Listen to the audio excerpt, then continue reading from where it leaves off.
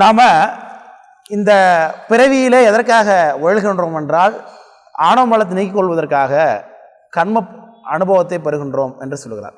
கர்ம அனுபவத்தை பெறும் பொழுது அது ஒரு பிறவியில் கிடைக்கக்கூடிய கர்ம அனுபவம் நமக்கு அடுத்த பிறவியில் ஞாபகம் இருக்கிறதா என்றால் இல்லை. அது ஏன் நமக்கு இல்லை? அப்போது இந்த உடலிலிருந்து உயிர் வேறானது என்ற கருத்தை அதனால் ஒத்துக்கொள்ள முடியாது.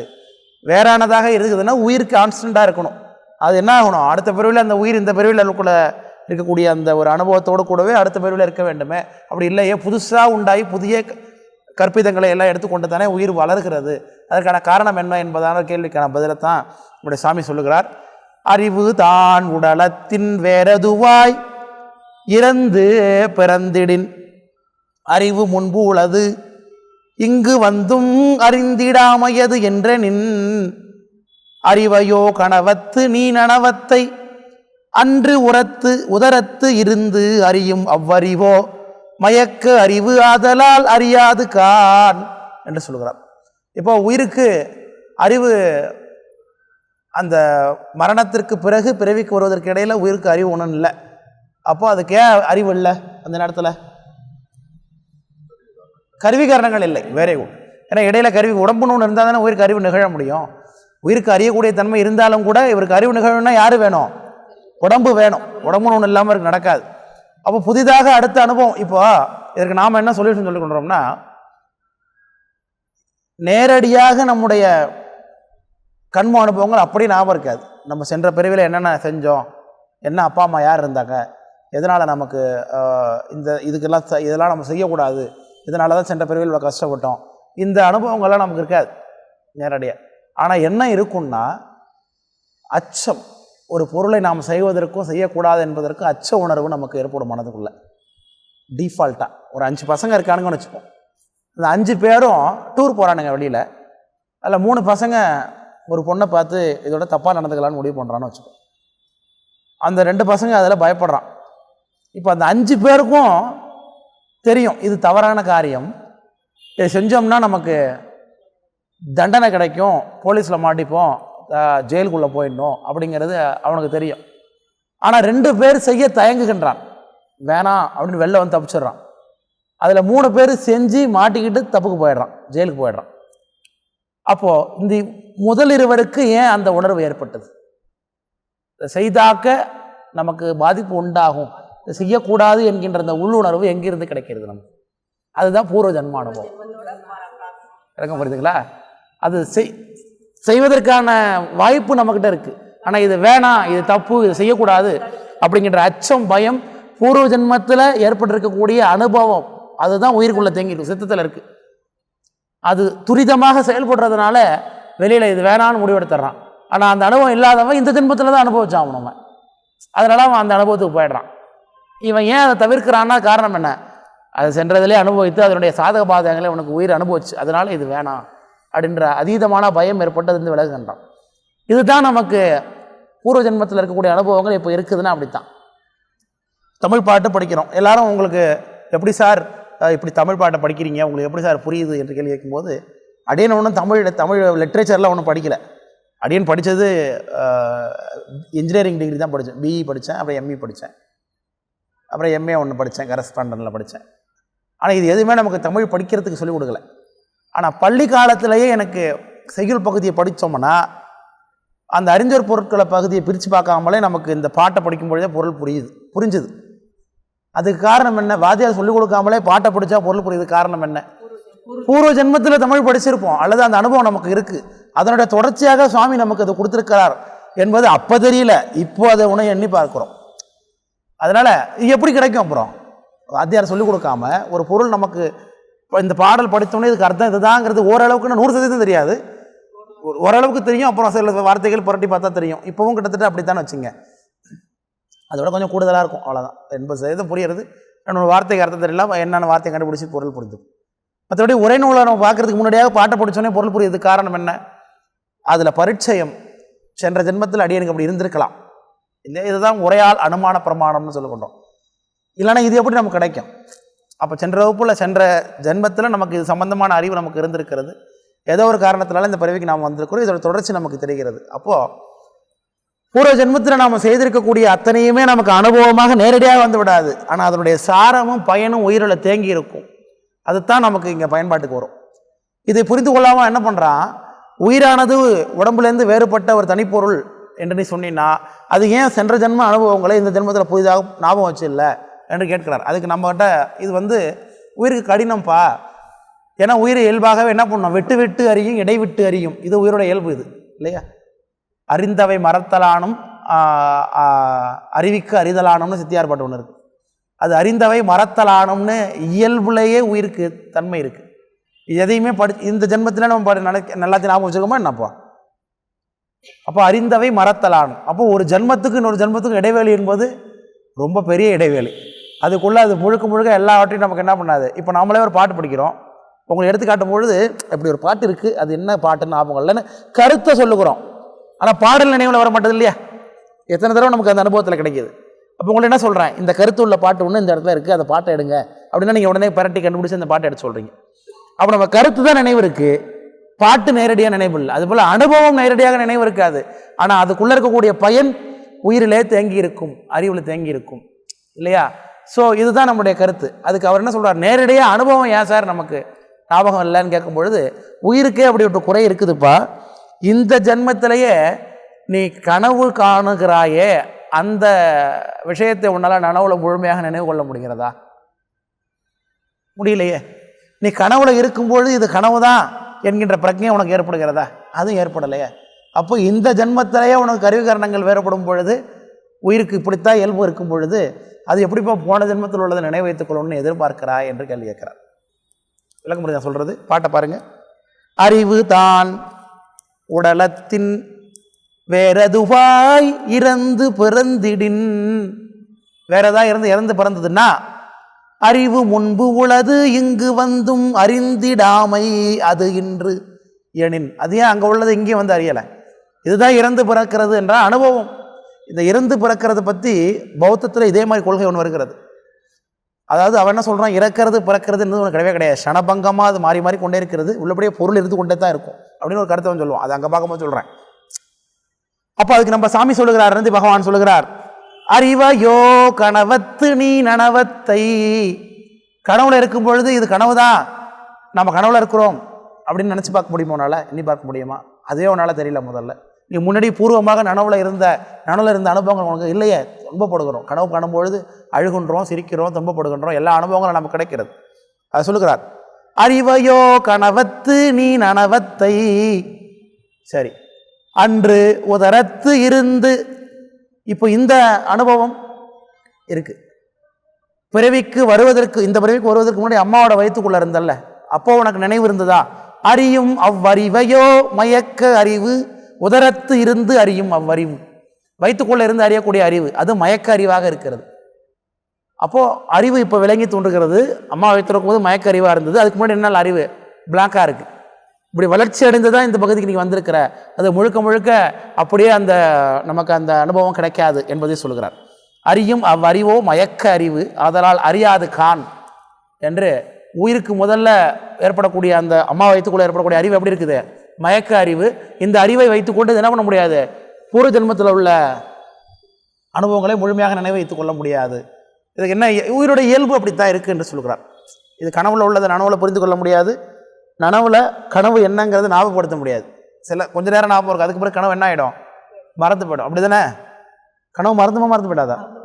கொஞ்சம் கொஞ்சமாக காலையில் ஏந்திரிச்சோடனே கனவு கொண்டு சொன்னீங்கன்னா கொஞ்சம் எல்லாத்தையும் சொல்லுவீங்க. ஒரு சத்த கழிச்சு பார்த்தீங்கன்னா திரும்ப அப்புறம் மறந்து போயிடும். சில நினைவுகள் வந்ததுக்கு பிறகு, சில விஷயங்களை ஈடுபட்டதுக்கு பிறகு நைட்டு ஒரு கனவு கண்ட பாரு, கொஞ்சம் மறந்துட்டேன் அப்படின்னு நம்ம ஏன் ஞாபகம் இல்லை அப்படின்னு சொல்லுகிறார். அதனால இதை வைத்து அடுத்த கேள்வி கேட்குறாம, இறந்திடும் அறிவே பிறந்திடும் என்பது இங்கு இசையாது எனின், உறங்கிடும் பொழுது இன்றி நின்று உணர்வு இங்கு உதித்திடும் ஆறதோர். பிறந்த இவ்வுடல் போக வேறுடல் பின்பு வந்தமை பேசிடின், மறந்திடும் கனவத்தில் வேறுடல் வந்தவாறு மதித்திடே என்று சொல்கிறார். இதுக்கு அதே உதாரணம் சொல்கிறார். இறந்திடும் அறிவே பிறந்திடும் என்பது, இறந்ததுக்கு இருக்கும்போது என்ன அறிவு இருந்ததோ அதுவே பிறக்கும். அந்த அறிவு தான் நமக்கு ஏற்படுகிறது. அதாவது அந்த அனுபவம் நேராக இருக்காது, ஆனால் அந்த உள்ளக்கூடிய சாரம், அதனால் ஏற்படக்கூடிய பயன் பயன் அறிவு அது உள்ளே இருக்குங்கிறது. அது ஒத்துக்கொள்ள முடியாத நீ சொன்னீன்னா, உறங்கிடும் பொழுது இன்றி நின்று உணர்வு இங்கு உதித்திடும் ஆறதோர் பிறந்த இவ்வுடல் போக வேறுடல் பின்பு வந்தாமை பேசிடு. இந்த உடம்பு போய் வேறு உடம்பு வந்திருக்கு அப்படிங்கும் பொழுது அந்த அறிவு இந்த அறிவில் வருங்கிறது எப்படி ஒத்துக்கொள்ள முடியும் கேள்வி கேட்குறான்.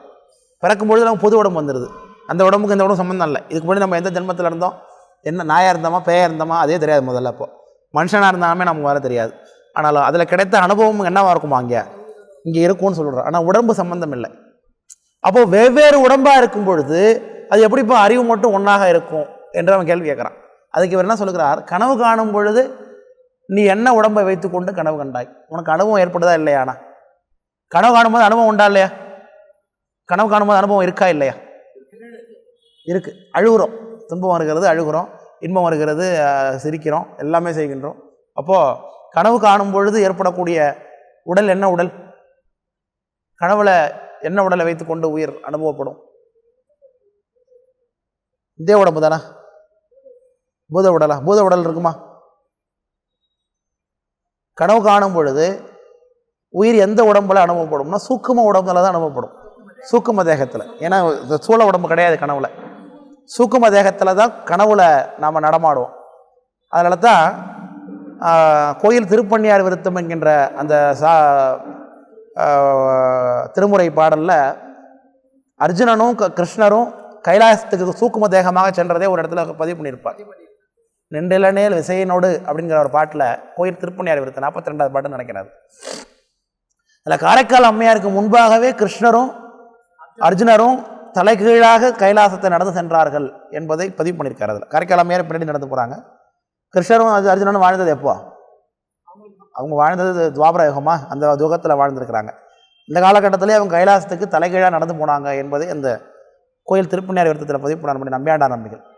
அது மகாபாரதத்தில் 10ஆம் நாள் போர், அவன் 13ஆம் நாளா சம்திங், அதாவது அபிமன்யு சத்த அன்னைக்கு இரவு, அது எத்தனாம் நாளில் என்ன ஞாபகம் இல்லை.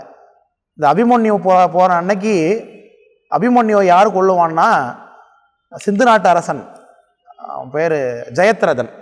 ஜெயத்ரதன் தான் அபிமன்யுவை கொள்ளுவான். அதனால் ஜெயத்ரதனை இன்று இரவுக்குள்ளே நான் கொள்கிறேன், அப்படி இல்லைன்னா நான் உயிரை விட்டுருவேன்னு சொல்லி சபதம் பண்ணான் அர்ஜுனன். அர்ஜுனன்கிட்ட இருக்கிறதுலே மிகப்பெரிய அஸ்திரம் வந்து பாசுபத அஸ்திரம்னு பேர். இந்த பாசுபத அஸ்திரத்தை ஏற்கனவே அவன் செலவழிச்சிட்டான் ஆல்ரெடி. 10ஆம் நாள் போர்லேயே சம்திங் ஒரு நாள் போரில் அவன் செலவழிச்சிருவான். ஆனால் நாளைக்கு ஜெயத்ரதனை கொள்றதுக்கு கண்டிப்பாக இவனுக்கு பாசுபத அஸ்திரம் தேவையாக இருக்குது ஆல்ரெடி. ஏன்னா பாசுபத அஸ்திரம் ஒரு தடவை பிரயோகம் பண்ண உடனே அது அவனுக்கு மறந்து போயிடும். சாமி கொடுத்தது தானே, அது பிரயோகம் தானே. அது அஸ்திரம்னா கையில் ஒரு அம்பு கொடுத்து சாமி கொடுத்தாருன்னா அது ஒரு உபதேசம், மந்திரோபதேசம் தான் அது. அந்த மந்திரோபதேசத்தை வைத்து கொண்டு அவன் அம்பை எழுதும் பொழுது அது அந்த அம்பு பாசுபதாஸ்திரமாக, பாசுபதம்னா சுவாமி பசுக்களுக்கு அதிபதி பசுபதி, அவருடைய நாமத்தினாலே அமைந்த அஸ்திரம், அது பெருமானுடைய அஸ்திரம். அது சுத்தி பண்ணும், அநியாயத்தை ஒழிக்கும். சுவாமி அபிஷேகம் பண்ணும் பொழுது எந்த மந்திரத்தினால அபிஷேகம் பண்ணுறோம்? நாம அஸ்திர மந்திரத்தினாலே, பாசுபத மந்திரத்தினாலே தான் அபிஷேகம் பண்ணுறோம். அஸ்திர மந்திரத்தினால சுவாமி பிராணத்தையும், பாசுபத மந்திரத்தினால ஆவுடையார் அம்பாளையும் அங்கே அபிஷேகம் பண்ண வேண்டும் என்று நமக்கு சிவபூசையிலே விதி இருக்குது இல்லையா? அப்போ அந்த பாசுபத அஸ்திரம் அது ரொம்ப உக்கிரமான அஸ்திரம். அது பாசுபத ஹோமம்னே பண்ணுவாங்க. அந்த அஸ்திரம் அவனுக்கு தேவையாக இருக்குது இப்போது ஜெயத்ரதனை சம்ஹாரம் பண்ணுறதுக்காக. ஆனால் இப்போ செலவு பண்ணிட்டான் ஆல்ரெடி அவன். இப்போ அதனால் கிருஷ்ணர் என்ன பண்ணுறார், அன்று இரவு அவன் தூங்கினதுக்கு பிறகு கனவுல சூக்கும உடம்போட இருவரும் சென்று கைலாசத்தை அடைந்து சிவபெருமானை தரிசித்து தலைகீழாக மலை மீது ஏறி சென்று சிவபெருமானிடத்தை பாய்ந்து மீண்டும் பாசுபதாஸ்திரம் வாங்குகிறார்கள். இது என்ன தாத்பரியம்னா, அவன் ஆல்ரெடி மனசுக்குள்ளே இருக்குது, அதை மறந்து போயிட்டான், திரும்பி நினைவுபடுத்துகிறான் சாமியோட அனுக்கிரகத்தினால. அவன் மறுநாள் அந்த பாசுபதாஸ்திரத்தை உபயோகித்து ஜெயத்ரதனை கொள்ளுகின்றான் என்று நம்ம பார்க்குறோம். இது மகாபாரதம். அதனால் அது கனவு தான் அது. அப்போ கனவுல செயல்படக்கூடிய உடம்பு என்னது? சூக்கும தேகம்னு பேர். சூக்கும தேகத்துக்கு என்ன கிடையாது, ஸ்தூல தேகம் சம்பந்தம் கிடையாது. கர்மேந்திரம் ஞானேந்திரம்லாம் இல்லை அதுக்கு. இந்த சூக்கும தேகத்தில் தன்மாத்திரை பூதங்களும் கர்மேந்திரமும் இருக்காது. ஞானேந்திரியங்கள் மனம் இதெல்லாம் சேர்ந்தது தான் நமக்கு சூக்கும தேகம்னு பார்க்குறோம். அந்த சூக்கும தேகங்கள் சூக்கும தேகத்தோடு அவங்க போய் கனவுல சிவபெருமானை தரிசிக்கிறார்கள். அப்போ நமக்கு இதில் என்ன தெரிகிறது? கனவுல நமக்கு சூக்கும தேகம் தான் அனுபவப்படும்னு தெரிகிறது. அதை சொல்லுகிறார். பிறந்த இவ்வுடல் போக வேறுடல் பின்பு வந்தமை பேசிடு. இந்த உடம்பு இல்லாமல் வேறு உடம்புல உனக்கு அறிவு நிகழும், ஒரே அறிவு நிகழுங்கிறதுக்கு ஆதாரம் மறந்திடும் கனவத்தில் வேறுடல் வந்தவாறு மதித்திடே. கனவுல வேறு உடம்போட இருக்கிற, திரும்ப நனவு வந்ததுக்கு பிறகு தூள உடம்போட சேர்ந்து இருக்கிற. அப்போ கனவுலையும் இருக்கிறது அறிவும் ஒரே அறிவு தான், நீ தான். நனவுல இருக்கிறதும் நீ தான் இல்லையா? நம்ம தான் அனுபவப்பட்டோம், நமக்கு நல்லா தெரிகிறது. கனவுங்கிறது நம்முடைய அனுபவம் தான். சில அனுபவங்கள் மறந்து போனாலும், இப்போ நனவுள்ள அனுபவம் மறந்து போலையா, அது மறந்து போகுது. கனவுள்ள அனுபவம் மறந்து போகுது. ஆனால் ரெண்டுத்துக்கும் அறிவு யாரோடையது தான்? நாம அறிவு தான். உடம்பு கனவுக்கு ஸ்தூல உடம்பு சூக்ஷ்ம உடம்பாக இருக்குது, நனவுக்கு ஸ்தூல உடம்பாக இருக்கிறது.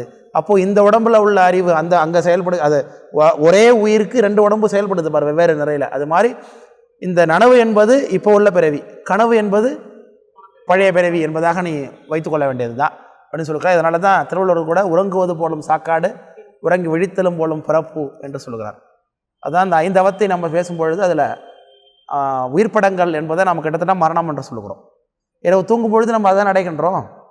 துரியம், துரியாதீதம். துரியாதீதத்துக்கு நம்ம போக மாட்டோம். துரியாதீதத்தில் என்ன இருக்காது?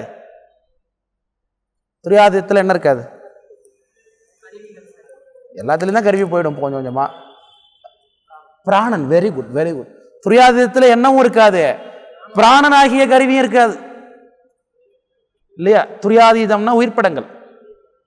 இப்போ நம்ம தூங்கிட்டு இருக்கும்போது பிராணம் மூச்சு விட்டுக்கிட்டு தானே இருக்கிறோம். அப்போ அது எப்படி துரியாதீதம்னு சொல்ல முடியும்? அப்போ எது வரைக்கும் நம்ம போவோம்? பேரொக்கம் வரைக்கும் தான் போவோம், இரவு வரைக்கும். இரவில் அனுபவம் இல்லை, ஆனால் மூச்சு ஓடிக்கொண்டு தான் இருக்கிறது. அதனால தான் காவலும் வைத்து பின் அப்படின்னு சித்தியாரில் சொன்னார். மன்னவன் பவனி படைகூட பவனி போகும் பொழுது, அரசன் எப்படி பவனி செல்லும் பொழுது பல்வேறு படைகளோடு செல்லுவான். அவன் திரும்ப தன்னுடைய இருப்பிடத்துக்கு வரும்பொழுது ஒவ்வொரு வாசல்லையும் ஒவ்வொரு படையை விட்டுட்டு வருவான். அதுபோல் 35 கருவிகளோடு கூடிய உயிரானது ஜாக்கிரம் என்கின்ற நனவு அவஸ்தையில் இந்த ஆக்ஞா சக்கரத்தில் உயிர் வேலை செய்யும். அடுத்தது அது கனவு என்கின்ற சொப்பனாவஸ்தைக்கு வரும் பொழுது 10 கருவிகளை விட்டு விடும்னு பார்க்குறோம். 10 கருவிகள் நமக்கு கண்மேந்திரியம், ஞானேந்திரியம் என்பதாக சொல்லக்கூடிய அந்த கருவிகளை விட்டுட்டு இந்த விசுப்தி ஸ்தானத்தில் இருந்து கொண்டு அது கனவு என்கிற அனுபவத்தை அடையும்னு சொல்கிறோம். அடுத்து அங்கேருந்து கீழே இறங்கி இதயத்துக்கு வரும். இதயத்துக்கு வரும்பொழுது எத்தனை கருவி தான் இருக்கும்? சித்தம், பிராணன் இருக்கும், புருடன் இருக்கும்னு சொல்லுவோம். 3 இருக்குன்னு சொல்லுவோம். அதை சிவபிரகாசத்தில் மட்டும் அவர் கணக்கை மாற்றி சொல்லுவார். அது ஒரு நாள் நடத்தி கொடுத்த ஞாபகம் இருக்கா? சிவபிரகாசத்தில் கீழேந்து வரும்பொழுது அவர் புருடன் அவர் கருவியாகவே கணக்கு பண்ண மாட்டார். அப்படி பார்த்தாக நமக்கு இந்த சொப்பனா 3வது அவஸ்தை என்ன, சுழுத்தியா உறக்க அவஸ்தையில் நமக்கு 2 கருவி தான், சித்தமும் பிராணனும் மட்டும்தான் சொல்லுகின்றோம். சித்தம் எதற்கு அங்கே செயல்படுகிறது? தட்டுனா ஏந்திரிக்கணும், தூங்கிட்டு இருக்கவன். அப்போ சித்தம் அங்கே ஆக்டிவேட்டாக கொஞ்சம் இருந்தால் தான் தட்டுனோடனே ஹூன்னு அவன் ஏந்திரிப்பான். பேருறக்கத்துக்கு போயிட்டான், ரொம்ப அடிச்சு போட்டது மாதிரி தூக்கம். கிட்டத்தட்ட ஆல்கஹாலிக் பர்சனாலிட்டிஸ்லாம் தூங்கும் பொழுது எழுப்புனா கூட எந்திரிக்க மாட்டாங்க, பார்த்துருக்கீங்களா? ரொம்ப தட்டி தட்டி எழுப்புனா கூட எந்திரிக்காது. காரணம் என்ன? பேருறக்கம். அப்போ அவங்களுக்கு சித்தமும் வேலை செய்யலை, அவங்களுக்கு பிராணம் மூச்சு மட்டும் ஓடிக்கிட்டு இருக்கு. இப்போ மூச்சு ஓடுனா உயிர் படங்கள்ல மூச்சு ஓடுமா?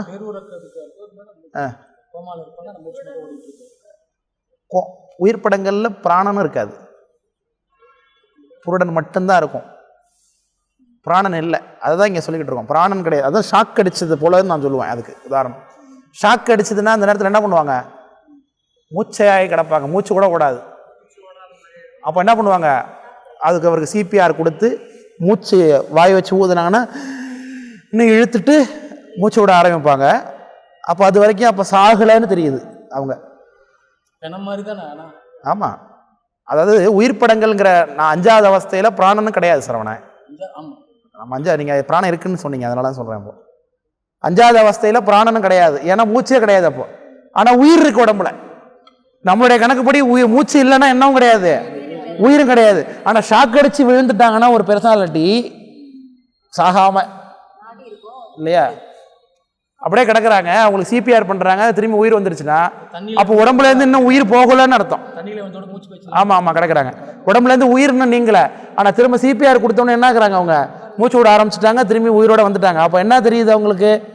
மூச்சு இல்லாத ஒரு நிலையில் கூட உயிர் உடம்புல இருக்க வாய்ப்பு இருக்குது. அதுதான் நம்ம உயிர் படங்கள். அதீதம், அஜாக்கிராதீதம் இல்லை, அது நன்மலாவத்தை உயிர்ப்படங்கள் என்று சொல்லுகிறோம், துரியாதீதம் என்று சொல்லுகின்றோம். அப்போ 5வது அவத்தையில் நமக்கு என்ன மட்டும் தான் இருக்கும்? இது புருடன் உயிர் மட்டும்தான் இருக்கும். அப்போ அடுத்து அதுக்கு மேலே உள்ள அவத்தை அதுதான் உறக்கம், பேருறக்கம் என்கின்ற அவத்தை. அதை துரியம் என்று சொல்லிக்கொண்டிருக்கோம். துரியம் என்கின்ற அவத்தில் நமக்கு பிராணன் மூச்சு மட்டும் ஓடிக்கொண்டிருக்கும். அதனால தான் நம்ம உயிரோடு இருக்கார். நைட்டு தூங்கும்போது பார்க்குறோம் மூச்சு இருக்குன்னா தூங்கிட்டு இருக்கார், மொழி பண்ணிடுறோம். அதனால தான் காவலன்னு சொல்லுகிறார். அதை நம்ம அருணந்தி சிவாச்சாரியார் உயிருக்கு காவலன் யாருன்னு சொல்கிறார்? பிராணனை தான் சொல்கிறார். எப்படி அரசன் ஒவ்வொரு படிநிலை ஒவ்வொரு வாசல்லையும் தன்னுடைய படைகளை விட்டுட்டு வருவானோ அதேமாதிரி உயிர் என்ன பண்ணும்? நனவுல 35 கருவிகளோடு இருக்கும் பொழுது முதல்ல 10 கருவி விடும். அடுத்தது கண்டத்தில் வரும்பொழுது 25 தான் இருக்கும். அப்புறம் 25ல் 3 மட்டும்தான் புருடன் சித்தம் பிராணன் 3 மட்டும்தான் இதயஸ்தானத்தில் இருக்கும், தூங்கிட்டு இருப்போம். அடுத்தது பேருறக்கத்துக்கு போகிறோம். சித்தம் விட்டுட்டு பிராணன் மட்டும்தான் இருக்கார். அங்கே பிராணன் புருடன் இருக்கார் இல்லையா? பேருறக்கத்துக்கு போயிட்டோம். அதுக்கு பிறகு நம்ம உள்ள ஒரு உயிர்ப்படங்கள் போக மாட்டோம் இரவு நேரத்தில், ஏன்னா மூச்சு ஓடிட்டு தான் இருக்குது. அப்போ பிராணன் நிச்சயமாக இருக்கார், நம்ம தெரிகிறது அவர் இருக்கார். அப்போது இன்கேஸ் எனக்காவது நம்ம உயிர்ப்படங்கள் ஒரு சூழ்நிலைக்கு போனோம்னா அன்றைக்கி நமக்கு அது இல்லாமல் போகும். ஆனால் திரும்ப வந்துருச்சுன்னா அவர் அப்போ எந்த அவஸ்தையில் இருந்தாருன்னு எடுத்துக்கணும். நம்ம உயிர்ப்படங்கள் இருந்தாருன்னு எடுத்துக்கணும். அதான் ஞானேந்திரிய கூட தானே இருக்குது. உயிருக்கு அனுபவம் தான். உயிருக்கு அனுபவங்கிறது இங்கே பிரதானம். அனுபவங்கிறது கண்ணால் பார்த்தா ஸ்தூல காட்சி, ஸ்தூலத்தில் ஞானேந்திரியங்கள் இருக்குது உள்ள. ஆமாம், கண்மேந்திரியங்கள் கிடையாது. சூக்கும தேகமே அந்த அட்டவணையை பார்த்தாலே தெரியும். மனம் ஞானேந்திரியம் சேர்ந்தது தானே நமக்கு இதுவே. அப்போ கண்ணுங்கிறதுக்கான புலன் உண்டு, பார்க்குறோங்கிற தன்மை உண்டு. ஆனால் பார்வைங்கிறது கிடையாது, ஏன்னா ஸ்தூலம் இல்லை. ஆமாம், பார்வை அனுபவம் இல்லை. அதான் சரி, பார்வை அனுபவம் உண்டு, கண்ணு கிடையாது. மோந்து பார்க்குற அனுபவம், பூவை மோந்து பார்க்குற மாதிரி கனவு காண்றோம், வாசனை அடிக்குது. ஆனால் அங்கே பூவும் கிடையாது, அந்த மோக்கும் கிடையாது. இதுதான் அதுக்கு அர்த்தம். அதனால் இங்கே என்ன பேசிகிட்டு இருந்தோம்ப்பா? அந்த ஐந்தவத்தை பற்றி பேசியிருந்தோம். இப்போ ஐந்தவத்தை என்பதில் நம்ம உயிர்ப்படங்கள் அந்த பேருறக்கத்தை எதுக்கு கொண்டு ஒப்பிடுறோம்? மரணத்துக்கு ஈக்குவலாக கட்டத்தில் சொல்லி கொண்டோம். அதனால தான் உறங்குவது போலும் சாக்காடு. எப்படி இப்போ செத்து போனால் எப்படி சார் இருக்கும் அப்படின்னு யாராவது கேள்வி கேட்டால் என்ன பதில் சொல்லணும்? நம்மப்பா தூங்கினா எப்படி இருந்தோ அது மாதிரி தான் செத்து போனால் இருக்கும்னு தெரிஞ்சுக்க வேண்டியது தான். அதெல்லாம் ரொம்ப ஈஸியாக தான் இருக்குது இல்லையா? செத்து போகிறது ஒன்றும் கஷ்டமாக இருக்கிறது போல் இருக்குது. சாவறது கஷ்டமாக இருக்குன்னா செத்ததுக்கு பிறகு இல்லை அனுபவம் தான் நமக்கு பிரச்சனை இல்லாமல் இருக்குது. மூச்சு ஓடுதுன்னா அப்போ கிட்டத்தட்ட அது அது என்ன உறக்கம்னு தெரியல, அது என்ன அவத்தேன்னு தெரியல, பேருறக்கம் தான். ரொம்ப கஷ்டம் யாருக்கு இருக்கிறவங்களுக்கா அவங்களுக்கா? அதனால ஆமாங்க. அதனால அப்போ கனவுல நமக்கு என்ன கிடைக்கிது? ஸ்தூல தேகத்தினால சூக்கும தேகத்தினால அனுபவம் கிடைக்கிது, நனவுல ஸ்தூல தேகத்தில் அனுபவம் கிடைக்கிது சொல்லுகின்ற.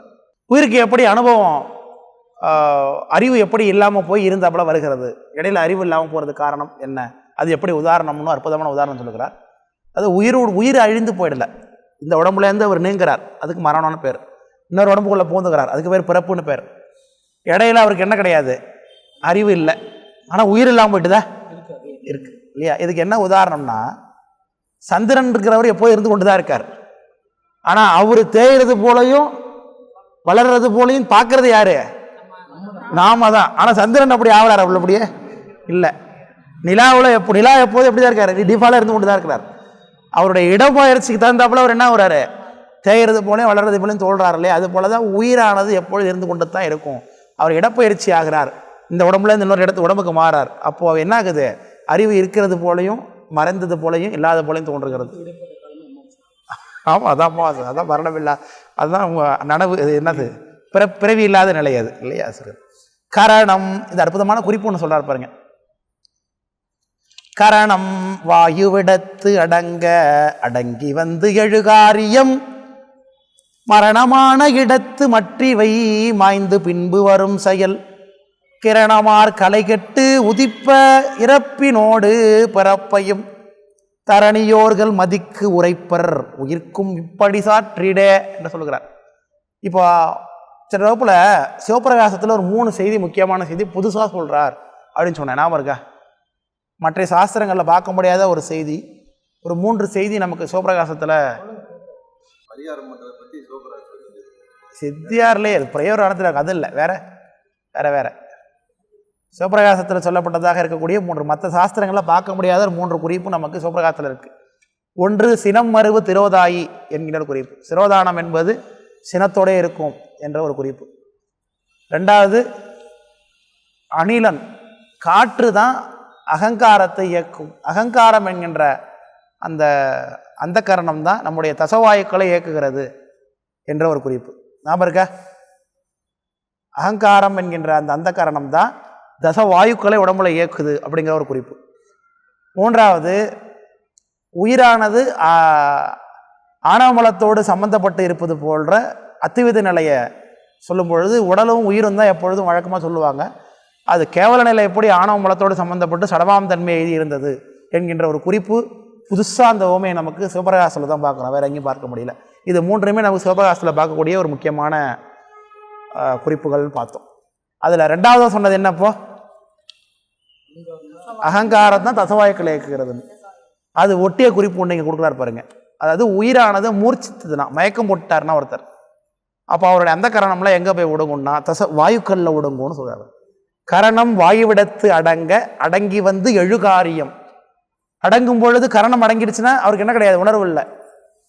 அப்போ மரணம் அடைஞ்சிட்டாரா? இல்லை, எழுகாரியம்னார். அப்போ என்னது? அது தற்காலிகமாக உணர்வு இல்லாமல் போயிருக்கு. அப்போ அதுக்கு பேர் என்ன? மயக்கம், மூர்ச்சித்தார்னார். மூர்ச்சித்த காலத்தில் எப்படி உணர்வு இருந்து இல்லாமல் போகுதோ அதுமாரி மரணத்தில் என்ன ஆகுமா, இடையில இருக்கக்கூடிய உணர்வு இடையில இல்லாமல் போய் திரும்ப வந்துடும். அதுதான் உயிருக்கு எடுத்துக்காட்டு தான். அந்த பாட்டு எடுத்துக்காட்டுப்பட்டா தான் சொல்கிறேன். கரணம் வாயுவிடத்து அடங்க. அற்புதமான குறிப்பு இந்த குறிப்பு, வேற எங்கேயும் கிடைக்காத அந்த குறிப்பு. நோட் பண்ணி பார்த்து கேட்டாலும் நீங்கள் யாரும் சொல்ல மாட்டேங்கிறது அதில் சிறப்புக்குரிய விஷயம் இல்லையா? எவ்வளோ தூரம் 10 தடவை குறிப்பு கொடுத்தாலும் நம்ம ஒன்றும் பாதலை வாங்கி சொல்ல போகிறது கிடையாது. மூணாவது என்னென்னா, அத்துவிதத்துக்கு உதாரணம் சொல்லும் பொழுது எல்லாரும் என்ன, அத்துவிதத்துக்கு உயிரும் உடம்பும் போல, கண்ணும் ஒளியும் போல, பூவும் மலரும் போல, அப்படி இல்லாத உதாரணம் சொல்லுவோம் அத்துவிதத்துக்கு.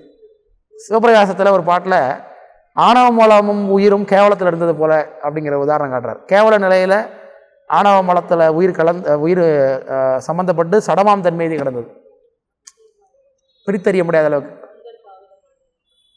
ஆவாரக சக்தி அப்படின்னு சொல்லுகிறார். அந்த ஒரு குறிப்பு, 3 குறிப்பு. இதை 3 நம்ம படித்து தெரிஞ்சிருக்கோம். அது எத்தனை புதுசாக சொல்கிறா நம்ம தெரியாது. 3 நம்ம ஃபைண்ட் அவுட் பண்ணியிருக்கோம், அவ்வளோதான். சரியா? சரி, அது எங்கே பார்த்தாலும் எழுதி வைங்க. ஒரு இடத்துல எங்கேயாவது எழுதி வைங்க. அப்புறம் திரும்பி அடுத்து எங்கே எழுதி வச்சோங்கிற மறந்துடுங்க, அப்புறம் தேடுங்க அடுத்தது, இல்லையா?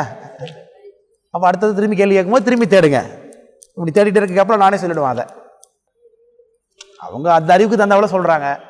ஆகமத்தில் அகங்காரம் தான் வாயுக்களை ஆக்டிவேட் பண்ணுது அப்படிங்கிறது சிவபிரகாசத்தில் சொல்கிறார். சார் புரியல? வாயுக்களை இயக்குகிறது அகங்காரம், அது தெரிஞ்சுக்கிறோம், அவ்வளோதான். உள்ள டிஃபால்ட்டாக வந்து எப்படி வாயுக்களை இயக்குறதுலாம் நமக்கு தெரியாது, அது தேவையில்லை நமக்கு. அதெல்லாம் அது இயக்குகிறதுன்னு தெரிஞ்சுக்க வேண்டியது, அவ்வளோதான். அப்படி மரணமான இடத்து மற்றவை மாய்ந்து பின்பு வரும் செயல்.